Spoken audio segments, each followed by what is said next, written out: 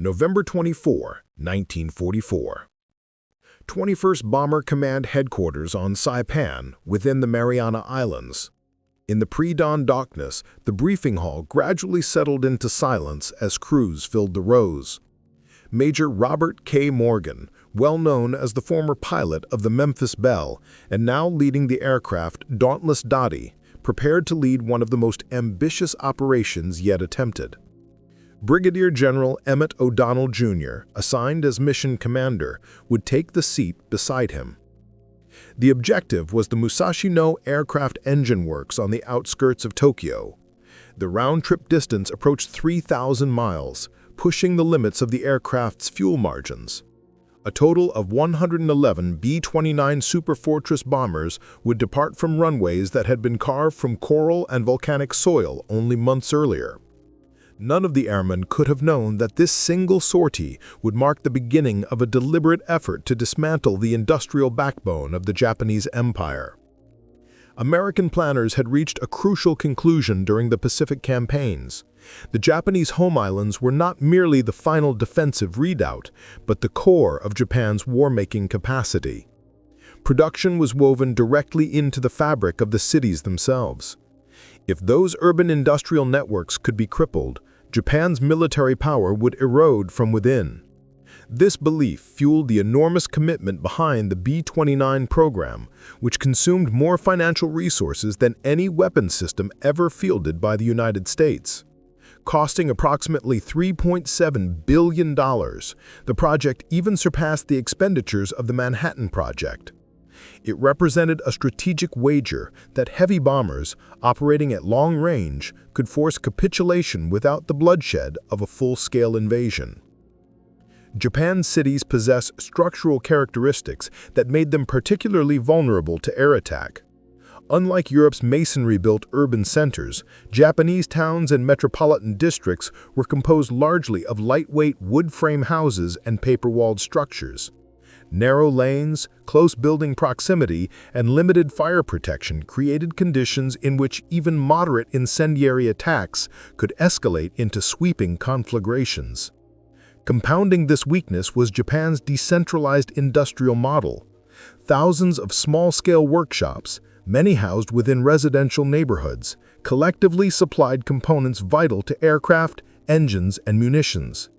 Striking the cities therefore meant striking the factories embedded within them.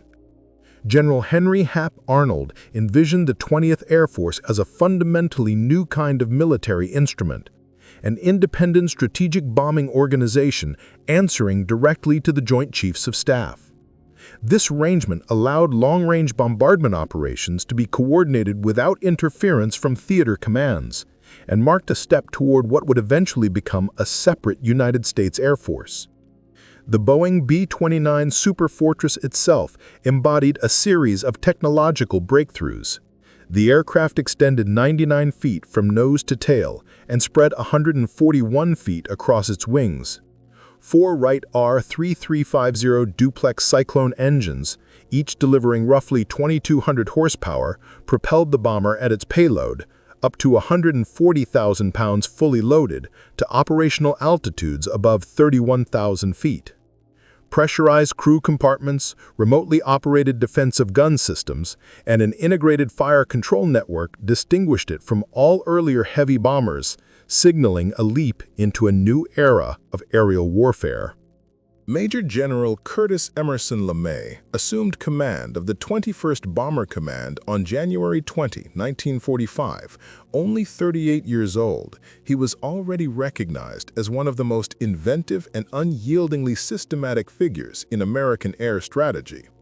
Evaluations from his service in the European theater described a commander who fused strict discipline with a rigorous, engineering-driven approach to tactics and planning.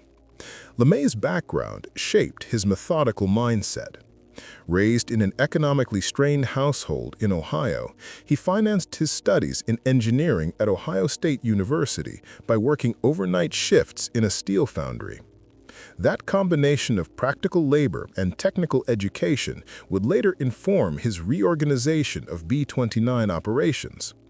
He calculated that each superfortress could carry approximately 20,000 pounds of bombs. Coordinated effectively, a 500-plane force could place 5,000 tons of ordnance onto a target in a single raid, a scale of concentrated air power previously unimaginable. A key element of the emerging strategy was the M69 incendiary munition.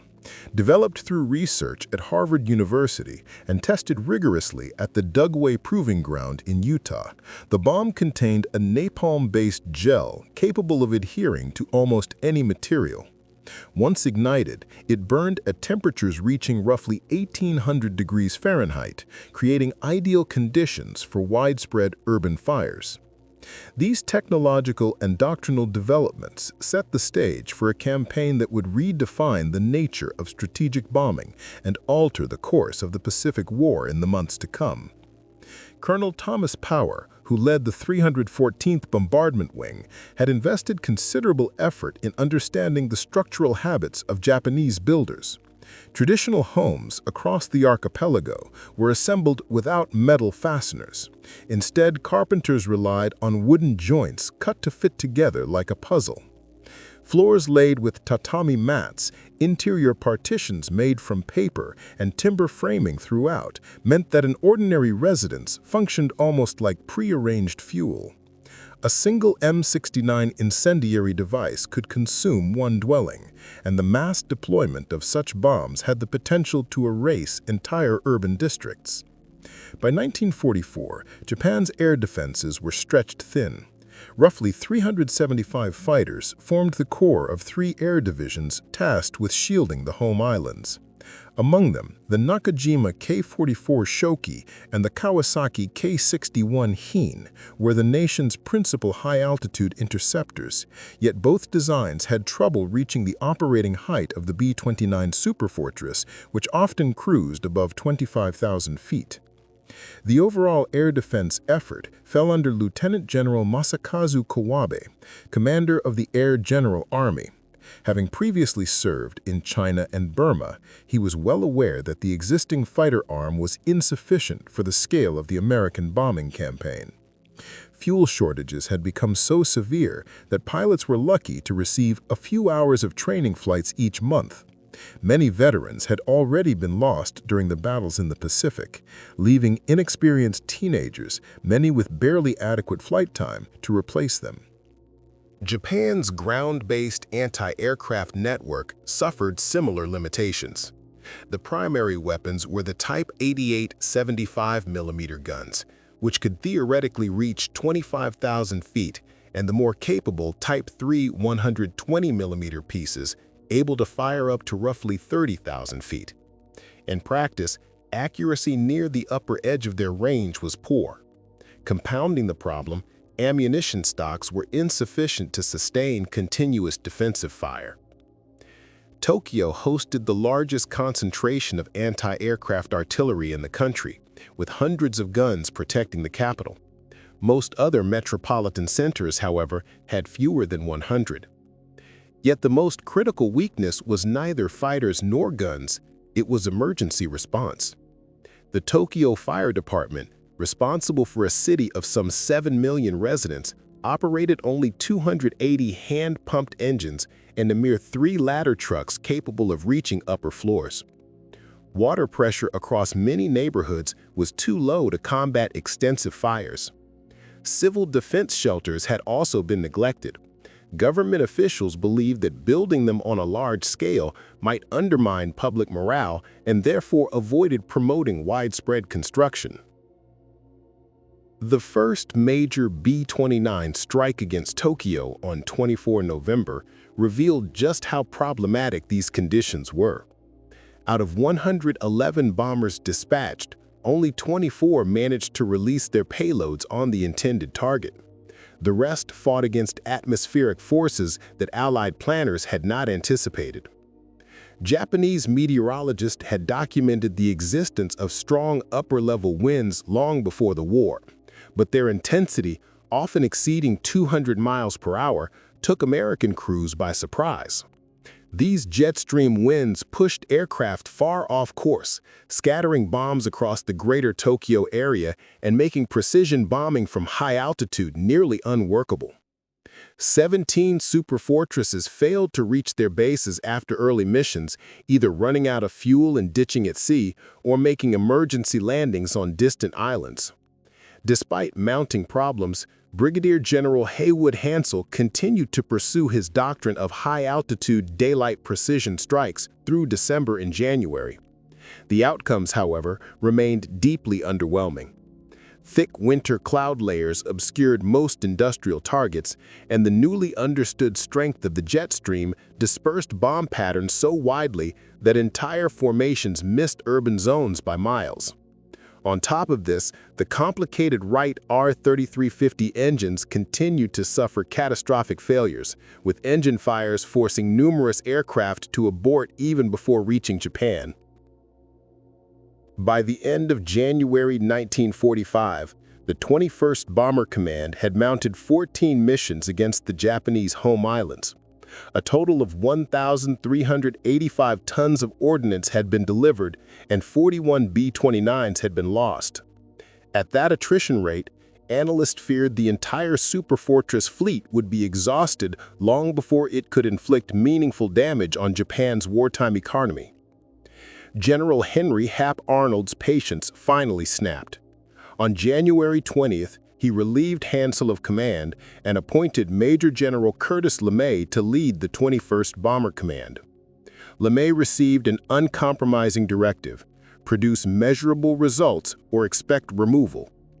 Arnold himself was struggling under severe health problems. His fourth heart attack of the war had occurred only weeks earlier, and he urgently needed the B-29 project to justify its immense cost before Congress questioned the program's value. For 3 weeks, LeMay dissected every component of B-29 operations. He flew missions as a participant, occupying the co-pilot station to study crew performance, aircraft handling, and enemy interception tactics firsthand. He pored over meteorological data, factory reports from Japanese industry, and assessments of previous bombing accuracy. His conclusion upended nearly every principle the U.S. Army Air Forces had relied on in the Pacific. The entire tactical approach had to be rebuilt from the ground up.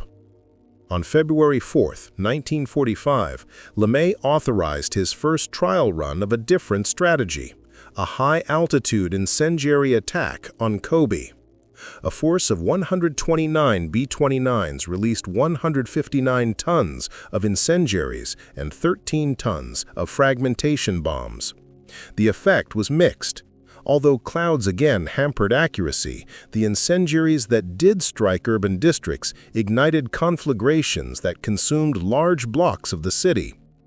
A more telling demonstration came on February 25th, when 174 Superfortresses dropped roughly 454 tons of incendiary weapons on Tokyo. Post-strike photography showed that about a square mile of the capital had been burned out. It was clear that firebombing had achieved results where high explosives had failed, yet LeMay believed this was only a glimpse of what was possible. The decisive shift emerged from statistical reviews conducted by the Operations Analysis section. Their findings revealed a counterintuitive trend. B-29 losses were significantly lower at night and at low to medium altitudes, particularly below 10,000 feet. Japan possessed almost no functional night fighter capability, and its anti-aircraft defenses were calibrated for high-altitude engagements. At lower levels, the guns could not elevate or depress quickly enough to track the bombers. These numbers prompted LeMay to make a startling decision. The B-29s would no longer fly in tight formations or rely on defensive gun arrays. Instead, they would go in individually, at night, between 5,000 and 9,000 feet. With the exception of the tail guns, all defensive armament and the ammunition that fed it would be stripped away. The weight saved would be replaced with incendiaries, allowing each bomber to carry as much as 12,000 pounds of bombs, more than double the previous load. At 17:35 local time on March 9, 1945, the first B-29 lifted off from Northfield on Guam, signaling the start of Operation Meetinghouse. 3 bombardment wings, the 73rd, 313th, and 314th, would send a combined 334 Superfortresses toward Tokyo. Their target was a densely populated 3-by-4-mile area in the Shitamachi district, home to an estimated 750,000 civilians and thousands of small workshops that formed the backbone of local war production. Shortly after midnight on March 10, 1945, the lead aircraft of the 314th Bomb Wing reached the Tokyo metropolitan area.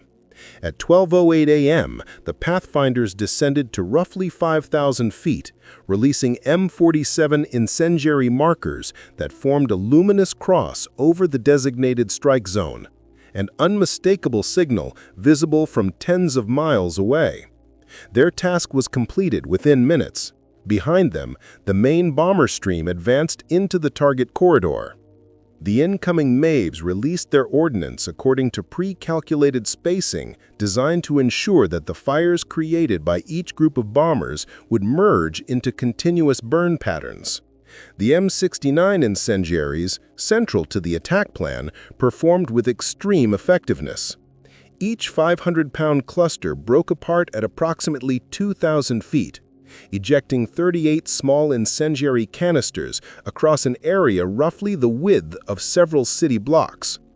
These canisters punched through roof tiles, igniting a few seconds after impact and spewing napalm-based gel outward in sweeping arcs nearly 100 feet across.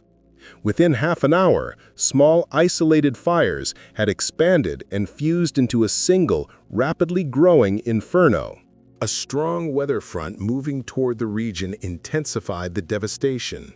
Winds approaching 45 miles per hour fanned the flames, transforming the blaze into a full-scale firestorm. Ground temperatures soared above 1,800 degrees Fahrenheit. Superheated air rose through the column of flames with enough force to disrupt aircraft flying above the target zone. B-29 crews reported violent turbulence. Some aircraft returned with scorched and distorted aluminum skins from flying through the thermal updrafts. By sunrise on March 10th, nearly 16 square miles of central Tokyo had been incinerated. Conservative American counts estimated more than 83,000 fatalities, while Japanese reports placed the number well above 100,000. More than 40,000 people were injured and over 1 million residents were displaced. The scale of destruction made the raid, later known as Operation Meetinghouse, the deadliest single air attack in recorded history. The aftermath reshaped American air strategy almost immediately. General LeMay initiated follow-on operations with minimal delay, while intelligence analysts monitored Japanese communications for shifts in leadership morale. Intercepted transmissions revealed genuine alarm within Japan's political and military circles. Emperor Hirohito inspected the ruins personally. Eyewitness accounts described him as visibly shaken by the devastation. The bombing campaign expanded rapidly. On March 11th, a force of 313 B-29s struck Nagoya, burning roughly 2 square miles of the city. 2 days later, 274 bombers raided Osaka, where the resulting firestorm destroyed about 8 square miles. Kobe was targeted on March 16th by 331 aircraft, and another attack on Nagoya followed on March 19th, this time involving 290 bombers. In only 10 days, the 21st Bomber Command had leveled approximately 32 square miles across Japan's 4 largest urban centers, caused more than 150,000 deaths, and left millions without shelter. However, the pace of operations carried a heavy price.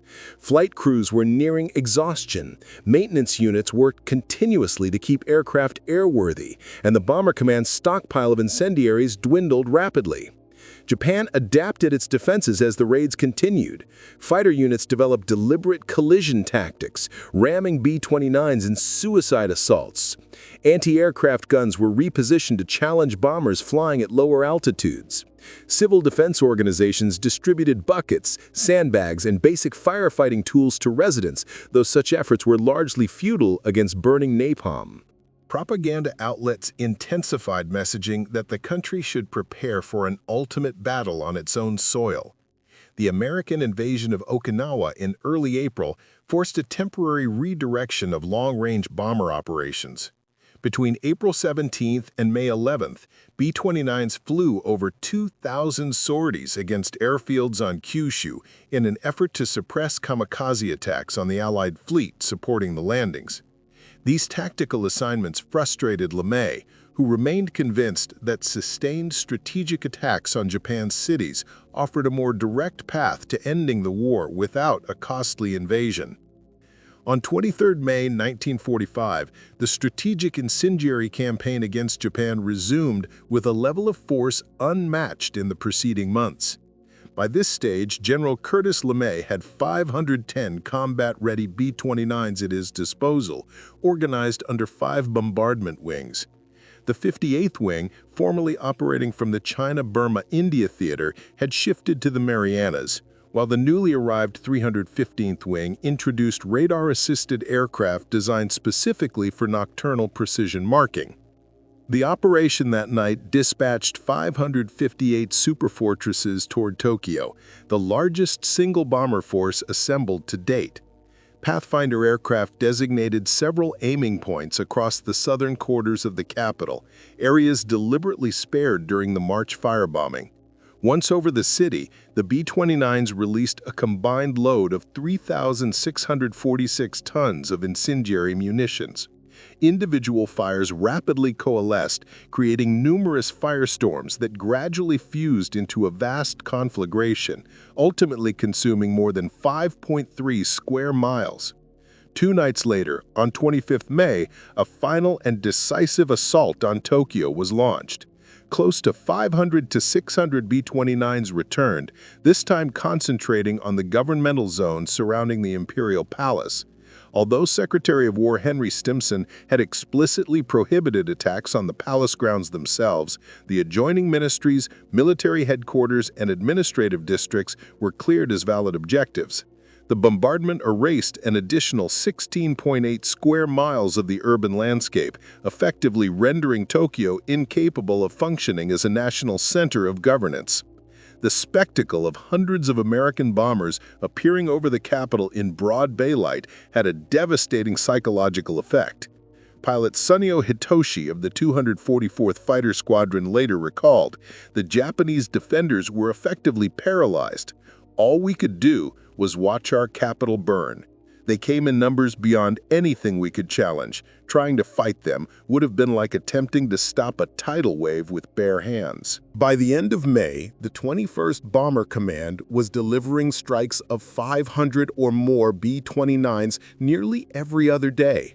Yokohama, Kawasaki, and a succession of smaller urban centers succumbed to the same incendiary devastation. Organized air resistance all but disappeared. The few remaining fighter units were being conserved for projected kamikaze operations against the expected Allied invasion of the home islands. By August 1945, the B-29 fleet stationed in the Marianas exceeded 1,000 aircraft. 66 of Japan's major cities had been subjected to firebombing, with approximately 180 square miles of urban terrain reduced to ash. Even conservative tallies estimated that civilian fatalities exceeded 330,000, with roughly 500,000 wounded and about 8.5 million people displaced. Industrial output collapsed under the weight of the assault. Aircraft production plummeted to roughly 1/10 of its previous year's capacity. Oil refining ceased altogether once B-29s destroyed the nation's remaining storage and processing facilities. The small-scale workshops scattered through residential neighborhoods, many responsible for manufacturing parts for weapons and machinery, were obliterated along with the homes that concealed them. The psychological toll was at least as severe as the physical destruction. Prince Fumimaro Konoe, a former prime minister, wrote grimly in his diary that the nation was nearing total exhaustion. The population was worn down, industry had been annihilated, and Japan now stood on the edge of mass starvation. The Superfortress force ultimately achieved something no opposing army had managed. It carried the conflict directly into the lives of ordinary Japanese citizens. Over the course of the campaign, American losses amounted to 414 B-29s destroyed from all causes, with roughly 2,600 crew members killed or unaccounted for. Even so, the statistical loss rate, 1.38% per sortie, remained dramatically lower than the attrition endured by 8th Air Force bombers in Europe, where B-17s and B-24s had faced casualty rates between 5 and 10%. This air offensive reshaped military thinking. For the first time, sustained strategic bombardment alone had pushed a major industrial nation to the edge of capitulation without the need for a land invasion. According to the U.S. Strategic Bombing Survey, Japan likely would have surrendered by November 1945 even without atomic weapons or an Allied landing, relying solely on the cumulative strain of conventional bombing and the tightening naval blockade. The effectiveness of the campaign rested on several interlocking technological and organizational strengths. The exceptional range of the B-29 allowed crews to launch attacks from island bases that lay safely beyond the reach of Japan's remaining air forces. Radar-assisted bombing made it possible to strike targets through overcast skies. The M69 incendiary cluster bomb, designed specifically for use against cities dominated by wooden construction, proved devastatingly efficient. The aircraft's centralized fire control system reduced the number of gunners required, enabling more planes to be fielded with available personnel. The 20th Air Force itself served as a prototype for what later became an independent service branch. When the United States Air Force was established in 1947, it adopted many of the organizational principles developed during the B-29 effort, reflecting the belief that long-range strategic air power required its own command structure, technical training, and operational doctrine separate from ground forces. American training pipelines produced thousands of specialists, from radar operators and bombardiers to maintenance crews, at a pace Japan could not hope to match. Naval training schools likewise graduated new personnel far faster than their Japanese equivalents, steadily widening the gap in skilled manpower. Seen as a whole, the B-29 offensive represented the intersection of industrial scale, scientific innovation, and rapidly evolving strategy. American factories delivered the most advanced heavy bomber of the war. American laboratories refined incendiary weapons tailored to the vulnerabilities of Japanese urban design. And American commanders reshaped their tactics to exploit these tools while keeping aircrew losses to a minimum. The shift from Hansel's unsuccessful emphasis on daylight precision attacks to LeMay's nighttime low-altitude area bombing illustrated how quickly doctrine could be revised when faced with operational reality. Pre-war theory had highlighted pinpoint destruction of select industrial hubs from high altitude. The circumstances of the Pacific Theater instead demanded sweeping incendiary assaults that consumed entire urban production districts. The ethical questions raised by the bombing campaign would echo long after the war's end. General LeMay himself later remarked that had the United States been defeated, the architects of the firebombing strategy, himself included, would almost certainly have faced charges as war criminals. His admission reflected a broader recognition that the intentional destruction of urban civilian districts marked a significant break from previous American air doctrine. This new approach set precedents that would shape strategic thinking through the nuclear age, influencing policies and debates from the late 1940s onward.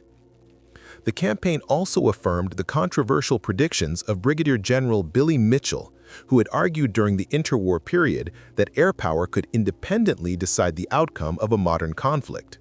By demonstrating the capacity to dismantle an enemy's production network and undermine civilian morale without relying on ground occupation, the B-29 offensive permanently altered the logic of war.